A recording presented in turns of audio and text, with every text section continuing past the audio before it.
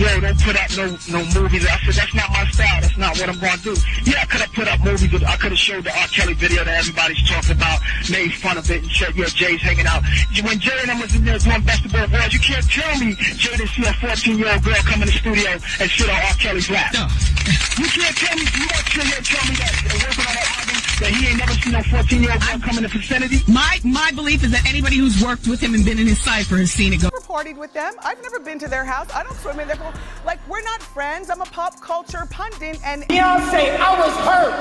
I went down 7 years on behalf of your, hey nigga, don't throw no shit while I'm talking. Y'all, Wendy Williams must have known exactly where Jay Z and Beyonce hid all them skeletons, because before this mess went down, she warned them years ago to get their act together before they end up right in the same messy situation along with R.Kelly and now Diddy. If she was still in her purple chair, she would have a field day with everything that's been happening with Diddy.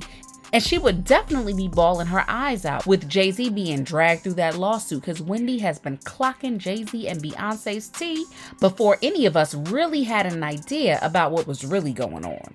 So when Wendy had her radio show, people would often call in and give her the tea about what these celebrities were really up to when the cameras weren't there.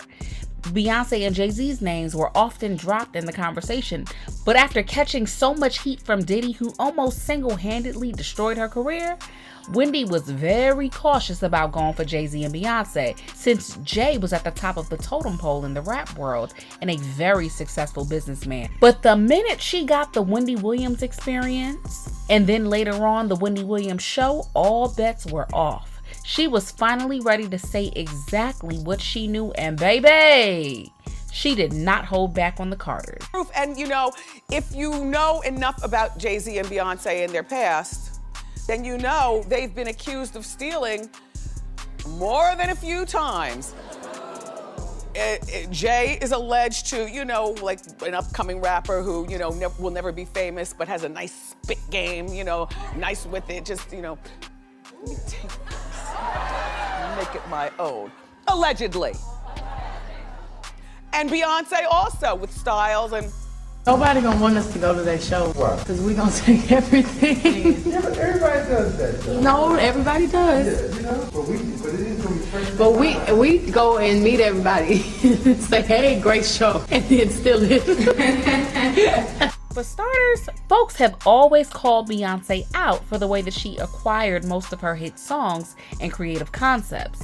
Now, the Beehive will say that there's nothing new under the sun, and their fave is just doing the same thing that others have done for decades.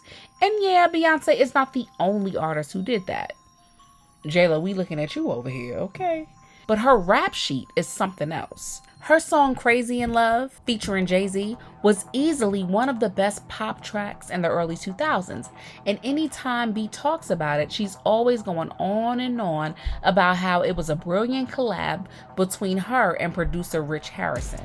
She said, quote, "The song came from me actually looking crazy one day in the studio. I said, I'm looking crazy right now. And Rich Harrison, the producer, was like, that's the song." But that's not how Rich remembers it. When Beyonce came into the studio, he played her a sample of the song, and she said, "I love the idea, now write the song. I'll be back in 2 hours." He was able to write the song and even played the instruments before Beyonce came back. The only thing she wrote was the bridge, and that really isn't the same as writing an entire song. And Ne-Yo said the same thing when folks blasted Beyonce after she claimed in front of thousands of people at a concert that she was the one who wrote Irreplaceable for women, when in fact it was Ne-Yo who did all the writing while Beyonce swooped in to take in the credits. Another time, dancer and choreographer Marilyn Ortiz got so mad that she publicly called Beyonce out on IG for directly ripping off her dance moves for her show De La Garda. She said, quote, "But at Beyonce, you have the nerve to steal exact concepts in choreography from other real creative genius. You stole from at Breaking Surface. You stole the stomping from at Furza Bruta NYC. It's okay to be inspired, but at least make the effort to make it your own." Also, at Crazy Horse Paris Official, the saddle scene. Let's keep it real, people. Hashtag hide your ideas. Hashtag hide all from Beyonce, end quote. Toni Braxton even spoke to Wendy about how Beyonce stole her song, Me and My Boyfriend, and released their version of it before she had a chance to release it as her second single. And Wendy did agree with everything Toni. All I know is I hired Gotti, which is through Def Jam, and all of a sudden, Beyonce and Jay Z did it. Which I was really disappointed because I'm huge fans of both of them. I'm like, I've been in the business 10 years now. I got these new up-and-coming divas trying to steal my mojo, and I'm like, what's up with that? I'm not going to handle it. I'm going to take this. We're going to fight this. We're behind you. Cool. We're behind you. We are behind you here. I'm just disappointed. It's a code of ethics. Like Mary, me, Whitney, Mariah, Janet, code of ethics. We don't even try to work with the same producers that other people work with on our current albums. We're like, I'll wait till the next album. Right. We respect each other. Yes. And I feel like that's not cool. You shouldn't do that. Right. For Wendy Williams, people have always seen Beyonce as a goody two-shoe artist with a moral compass who just so happened to be married to a former drug dealer and who walked over his own best friend and label they built together for a better deal, shot his brother for material gain, and stabbed his record producer. Folks made it seem like Beyonce is completely oblivious to Jay Z's behavior, but from the things that Wendy has heard on the gossip mill, Beyonce ain't no different from her husband. And just like they say, water always finds its level. I think that Jay Z and Beyonce are master manipulators of the media. And I also think, that they are to the point, they will manipulate almost anything. And when it comes to Jay Z, Wendy has always been vocal about him allegedly hooking up and being attracted to much younger women like Foxy Brown. Jay Z and Foxy Brown started getting together in the 90s to write songs and perform together. On Foxy's first album, Jay Z was also responsible for penning the lyrics to her title track, Ill Na Na. Quote, who got the illest pee on the planet? Sugar walls coming down, ninjas can't stand it.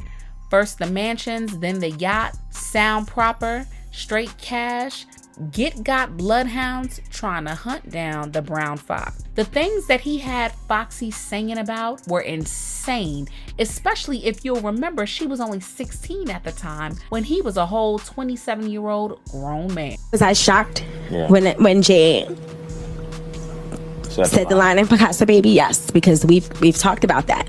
We have a history that supersedes music, and we know how this business works. We sit back and we laugh at those rumors. We laugh at that. I think he began to feel the pressure because people were saying my age, the age thing. She was 15, 14. She was 15, 14. And after a while, that gets to a person. The Jay I know, the Sean I know, never comes out. But I remember, right, when Foxy and Jay Z had, what's that? Be Good? I'll Be. Yeah, I'll Be? That was a good one. Okay. Foxy was the star of that. Jay Z was standing in the corner, wringing his hands, talking about, okay, all right, what do I do next? Okay. Like all that. And then, this was allegedly a romantical thing. It's all right, I'll say alleged, but we know. Yeah, she hit it before Beyonce. Allegedly. Even when it comes to Beyonce, folks have been trying to give Jay Z a pass for his relationship with her since they have a beautiful family together. But it will never not be weird that he got with her when she was still a young teenager, allegedly, while he was well into his 30s. I mean, think about it. Did we ever get to see Beyonce date or have a relationship phase? As soon as she started to grow into her own person, he tied himself to her until their brand became one. But with everything going on with Diddy, the streets are starting to point fingers at Jay Z, and they are saying that he been knew what Diddy was all about, the same way he knew what R.Kelly was still doing and profited from it. The court refused to let Diddy out for Christmas and New Year, and just so you know, the diddler was in a mood when he found out he was going to get mac and cheese along with some baked Cornish hens, just like the rest of the inmates for the holidays. Looks like Wendy was right in calling out Jay Z and Beyonce, because look at where we are now. Jay Z has been sued in a horrible lawsuit along with Diddy, and it's been so damaging for the Carters' reputation. Beyonce can still release a statement distancing herself completely from Jay Z, because you know those two ain't living together, allegedly. But no, she isn't gonna do that. But they live in a unique situation that you and I don't get a chance to experience. You know, when you're married to rock stars, you got plenty of time to have a man in every port. So why do you need a divorce? You know, anytime you want to get your thing on, you know, in that disgusting world of rock stardom, you know, he can say he's touring, or she can say, I'm going on vacation with my mom, or whatever. And so I don't know. I root for. Baby, Beyonce is gonna stick beside her man. Even if she wanted to leave, Jay Z sure as heck is not gonna let her walk through the door without a fight. And with the way that the feds are looking into Diddy and everyone around him, the things Jay Z and Beyonce may have done may finally be catching up to them. R.Kelly and Diddy are already facing the consequences of their actions.